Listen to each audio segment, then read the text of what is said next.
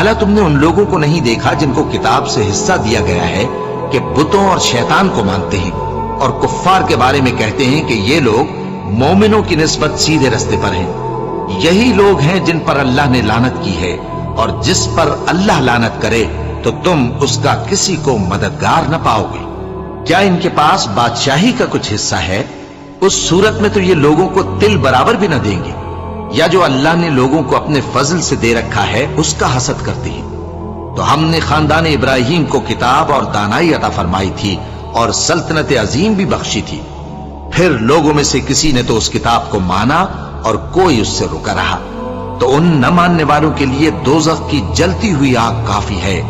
जिन लोगों ने हमारी आयतों से कुफ्र किया उनको हम अनकरीब आग में दाखिल करेंगे।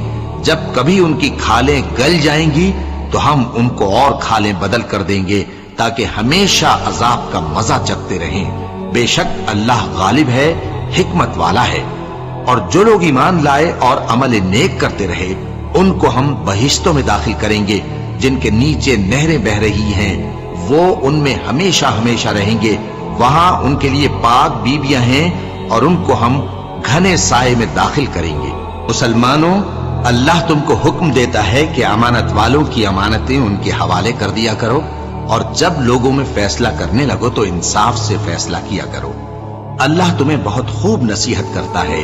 बेशक अल्लाह सुनता है, देखता है। मोमिनो, अल्लाह और उसके रसूल की फर्माबरदारी करो, और जो तुम में से साहिब हुकूमत हैं उनकी भी।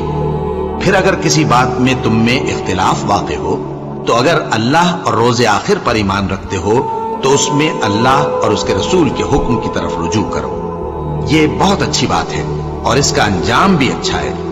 क्या तुमने उन लोगों को नहीं देखा जो दावा तो ये करते हैं कि जो किताब तुम पर नाजिल हुई और जो किताबें तुमसे पहले नाजिल हुई उन सब पर ईमान रखते हैं, और चाहते ये हैं कि अपना मुकद्दमा अल्लाह के बागी के पास ले जाकर फैसल कराएं। हालांकि उनको हुक्म दिया गया था कि उसको न माने, और शैतान तो ये चाहता है कि उनको बहका कर रास्ते से दूर डाल दे।